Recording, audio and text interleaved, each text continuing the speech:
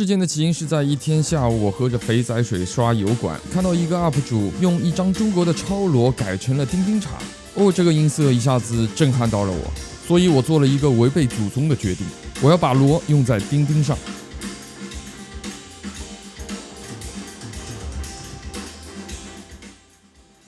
这有点意思啊，我也去搞一张，我要去找海平，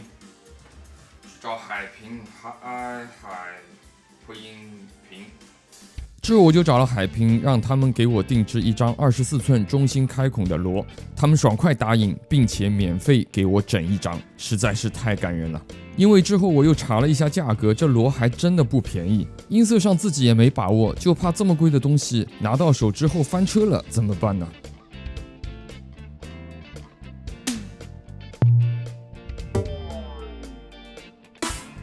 不得不服，海平的效率实在是太高了，不到1个礼拜就从武汉寄到了上海。到手的第一感简直就像收到了一件工艺品，实在是太漂亮了。我已经想好了，如果音色翻车的话，我就放在这面墙上。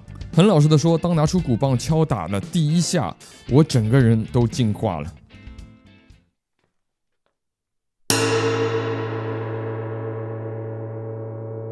对这张螺的第一印象是好重啊，至少我来说单手是坚持不了太长时间的。然后就是延音超长，余音绕梁的感觉，另外就是低音特别澎湃，持续的把震动传递到我的手上。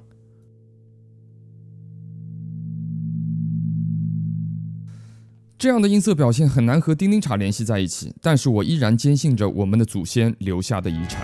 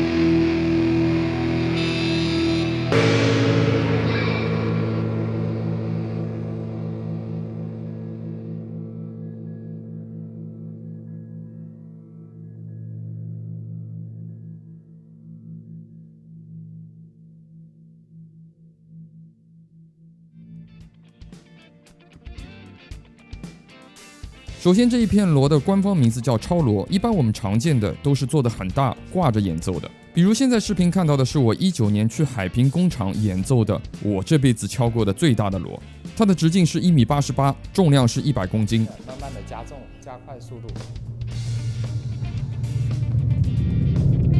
哇，低音很猛啊，全是低音啊！对。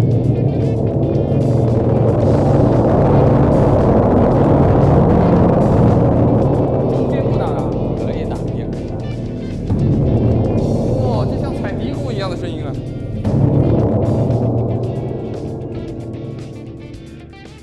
超锣的历史非常悠久，常用于中国的戏剧以及现代的交响乐。不过经过这个视频，我想应该又多了一个用途。现代的超锣依旧保持传统的工艺，手工打造，这也是为什么我收到的那一刻觉得这就像一件工艺品一样，承载着古人对于乐器制造的理解。为了能用在架子鼓上，我定制的尺寸是24寸，实测的重量是4.75公斤，相当于2片传统叮铃镲的重量。它的材质和现代的镲片也没有太大区别，都是铜合锡的合金。在外观上，保持中心和边缘原始的黑色表面是它最大的特征。镲面的抛光处和中心都是平直的，黑色的边缘处才开始有一定的弧度，所以在实际演奏时，有弧度的边缘和平直的镲面有明显的音色区别。有意思的是，经过这一次超锣的体验，我也终于明白为什么我见过很多中国镲片厂商，他们的镲片原始表面都是黑色的。原来是中国的锣色。那么之后我们对比现代的叮铃镲，看一看它们的区别在哪里。首先出场的是知音 K20 Ride。我们熟悉的叮铃镲有3个演奏区域，分别是镲面、镲帽以及可以当 crash 的镲边。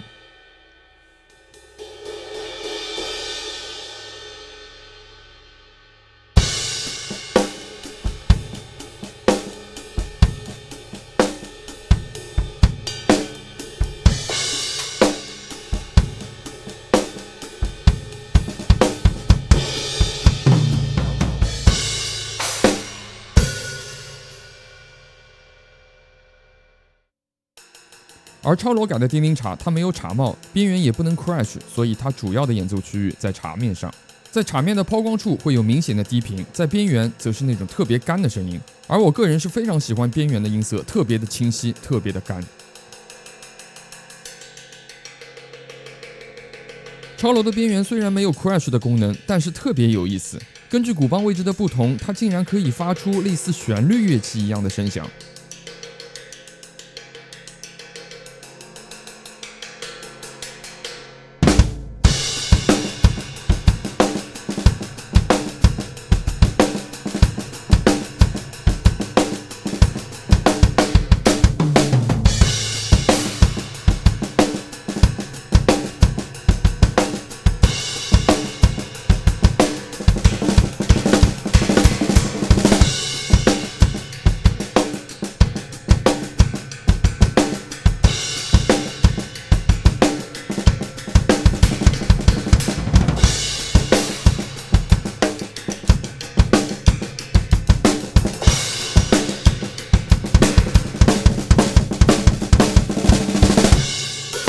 老实说，我还真的非常喜欢这样的音色，所以我还大胆的拿出去演出了2次。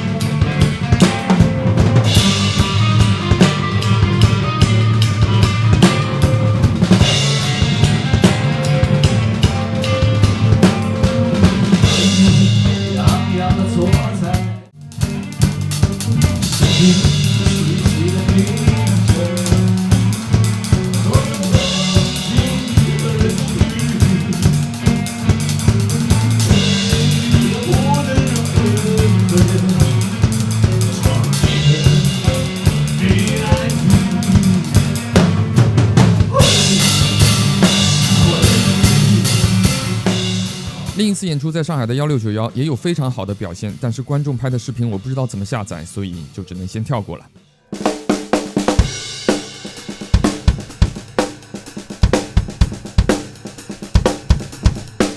最后很幸运的这期视频我没有翻车，真的超级喜欢这一片锣，我会用在丰富以后自己的音乐作品中。在这里特别感谢海平的支持，同时我也相信祖宗会原谅我在超锣上给了一个洞啊。